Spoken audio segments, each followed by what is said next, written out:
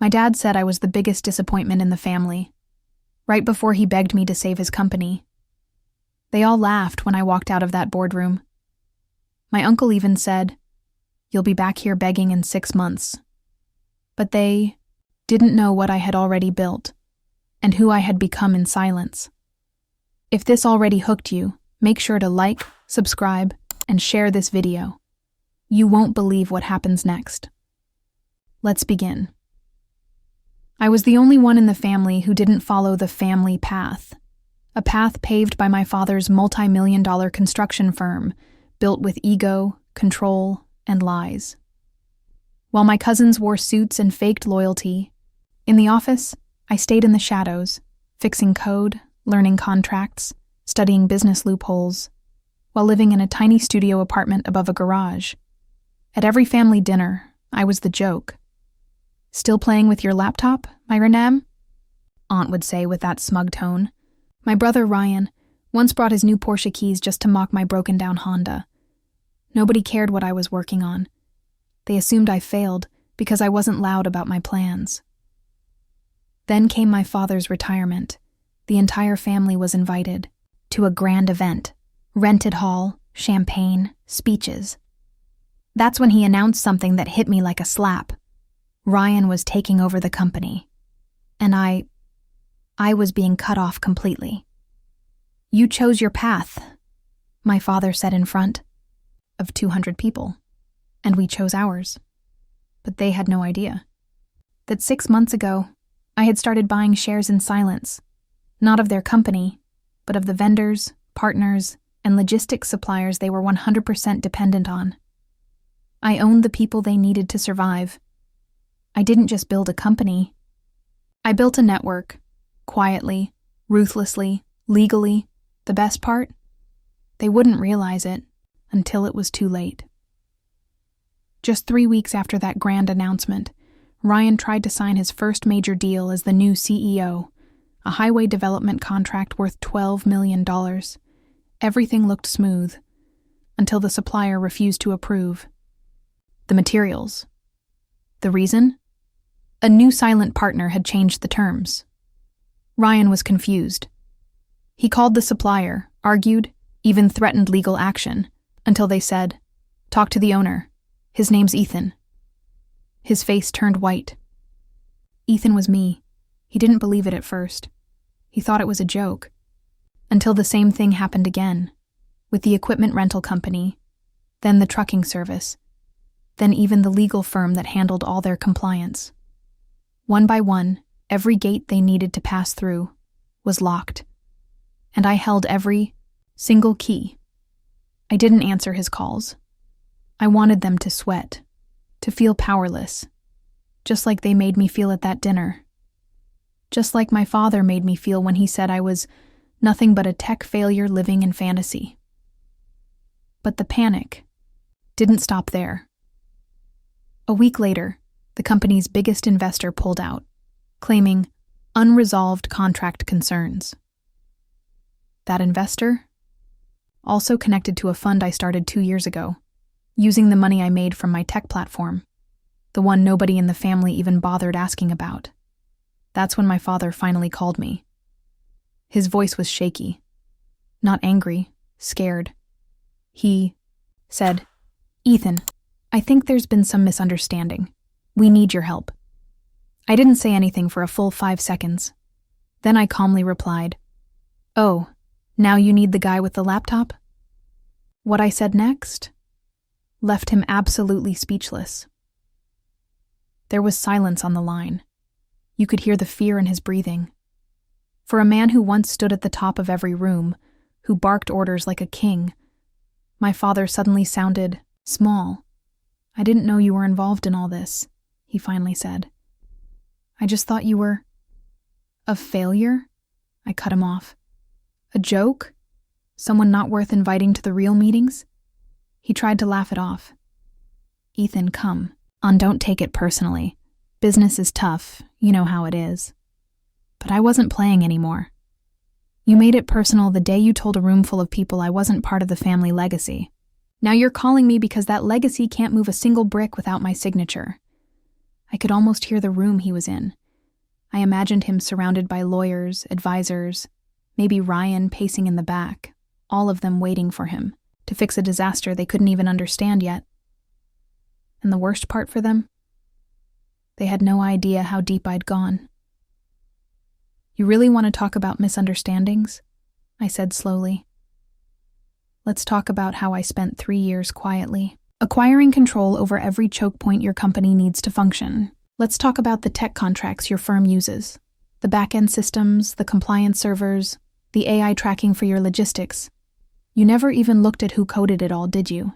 Because it didn't matter to you. It was me. Every digital signature, every smart contract. It all passed through software I built and licensed through shell companies.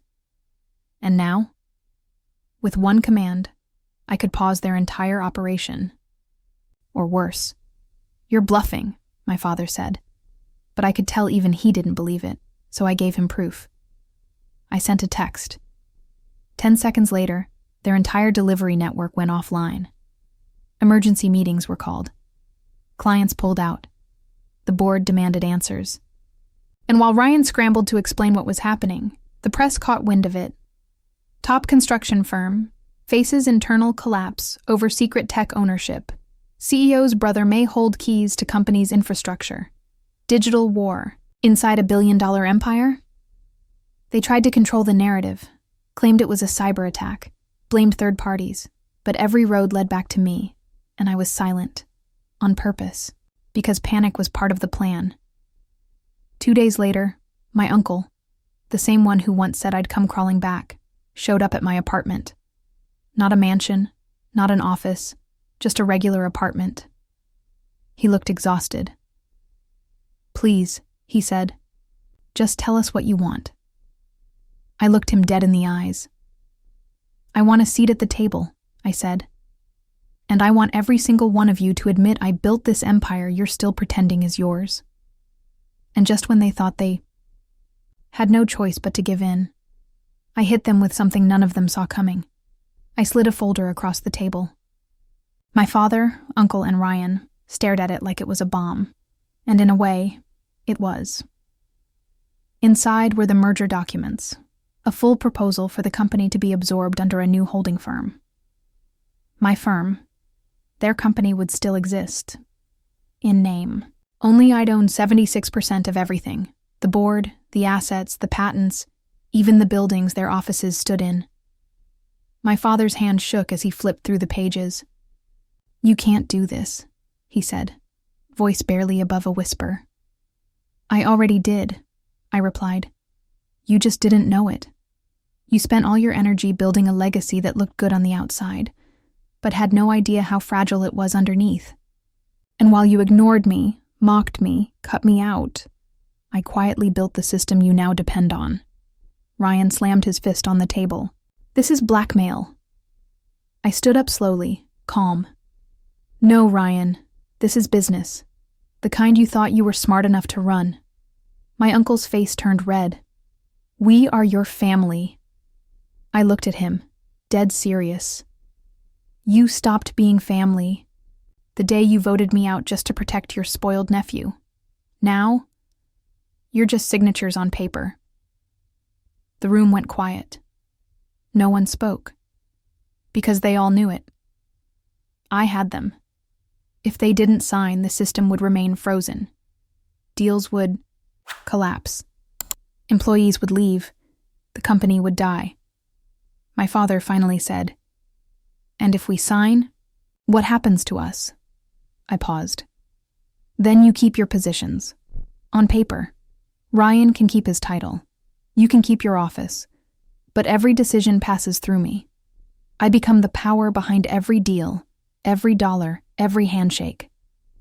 He leaned back, defeated. The same man who once said I wasn't built for this world now sat in silence. Forced to accept that I had outplayed them all, I built something real. I said softly. "Not for revenge, but because I knew one day you'd need me more than I ever needed you." And just as my father was about to pick up the pen to sign the documents, my phone buzzed. I checked it, and froze. It was a message from someone I hadn't heard from in years. One line. They weren't the only ones who betrayed you. My heart sank. What I discovered next would flip everything upside down and show me that someone else had been playing a game even bigger than mine. Stared at that message, my mind spinning. They weren't the only ones who betrayed you. It was from Mia, my ex. The only person I had trusted during those brutal early years when I was broke, humiliated, and clawing my way out in silence. We hadn't spoken in over 3 years. She disappeared right around the time my first startup was bought for $6.5 million, back when I thought I had finally made it. At the time, I convinced myself she left because of the pressure, the distance, maybe even my obsession with revenge. But this message, it felt like a ghost had walked back into the room just to light a match. I messaged her back. "What are you talking about?" She replied almost instantly. "Your uncle. He wasn't just trying to push you out of the family company. He sold your startup's source code, the one you built before all this. He sold it to a Chinese firm for $18 million, told them you were just the ghost developer." I felt like I'd been punched in the gut. My uncle?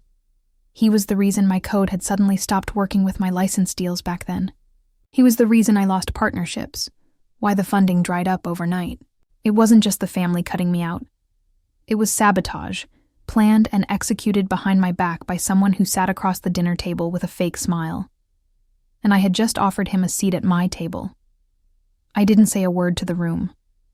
Just stared at him. Cold, quiet, calculating. He looked confused at first.